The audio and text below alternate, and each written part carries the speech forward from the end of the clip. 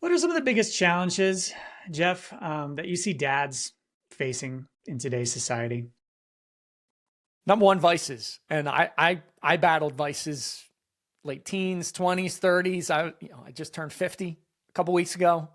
I grew up in that generation that Animal House was, all the rage. You had the hangover right after we got out, like things like that, that was just glamorized. And whether it was alcohol, porn, gambling, social media, I dealt with that. And I feel like they are such I like to call them kryptonite dust, where it's not going to kill you in the moment, but over time, you just continue down that route. It just makes you weaker as a man, as a leader, as a husband, and as a dad.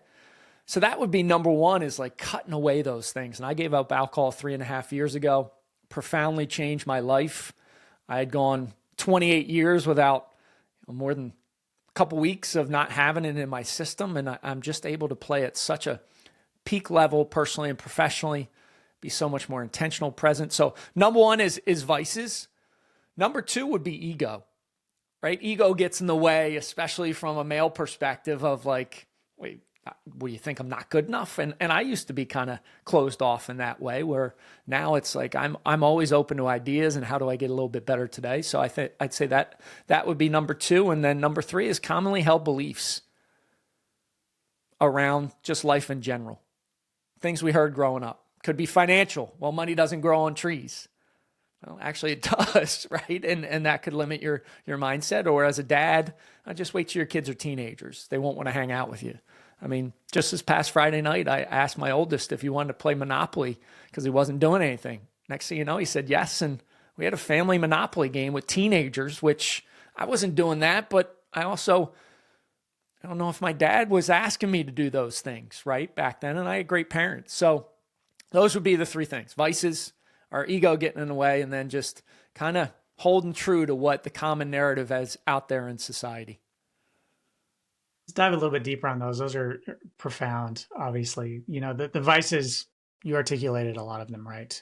Whether it's porn, whether it's um, always having a need to try to do more, better, not being, or feeling good with how things are. I feel those things all the time. And trying to break free of those, just scrolling on YouTube or Facebook at night rather than trying to do something more productive. That seems like it's obviously a real challenge. It is. And like I said, I went away from alcohol 3.5 years ago. I mean, once my mom passed, I went out on my entrepreneurial journey. I left corporate America, opened up a gym, did that for about 3.5 years. And I'll never forget, Ryan, playing cards with the buddies in the neighborhood till 2 in the morning on a Friday night. I always told my wife it won't affect me. Next day was up, ready to go to coach a 8 a.m. fitness class on a Saturday. I went in to kiss my wife and she asked me, "Can I ask you a question?" I said, "Sure." She said, "How are you going to teach about health and wellness and you reek of alcohol?" And it was like one of those truth bomb moments of like, man, she's freaking right. I Amazing. needed to start cutting out some of these things. In addition, here's the other thing for dads. Think about the example you're setting for your kids. Do you want your kids to repeat those things? And that was one of the main catalysts of why I walked away from it. And I've been very open about porn. I've been open about gambling to my two sons because they need to be aware of it. I wasn't really aware of the pitfalls and how it can just kind of decrease your power. So the common path for most people in society is that path with those vices and those things. And I would say I leaned into vices because I numbed up the pain of not chasing my potential inside of me. We all have that itch on the back of our neck that we can do more, be more, have more.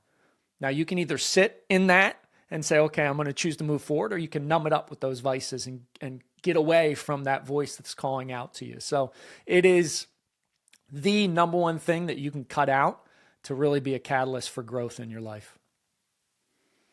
Yeah, it's almost like you lean into those vices and the drinking because it's easier to do that than to take the step forward to better your life, your profession, whatever it is. That gets you in your uncomfortable zone. Um, there's a book by Bruce Wilkinson, I believe. It's called the Dream Giver.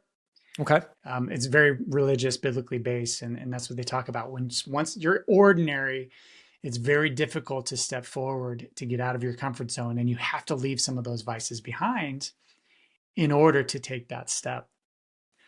So that was pretty much it, huh? When your wife gave you that truth bomb, you Yeah. said, all right, drinking's I over. I mean, it took a little while after that to really absorb it and take it in. I took some breaks, like 90 to 100 days, 2 years prior, um, to start the year, because I was doing some David Goggins challenges and I wanted to make sure I was physically and mentally ready.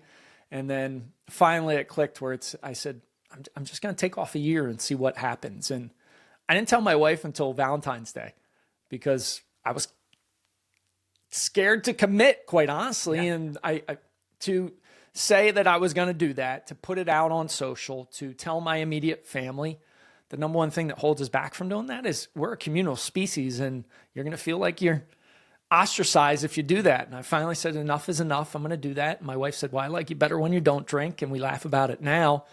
But I got, some feedback from some others, like, what are you going to do when we hang out? What do you mean? What am I going to do? I'm going to still be there. I'm probably going to be a better person than when I was in the under the influence. So I did it for a year, and then I just saw my life exponentially grow, my presence with my sons, my wife, my patience, the ability, like you said, you lost your dad, I lost my mom. Like, I wear this pink wristband to remind me that every single day is a gift. And I don't want to waste one of those days that I have left being hungover and not being on my toes attacking life. So that's kind of my mindset around giving it up.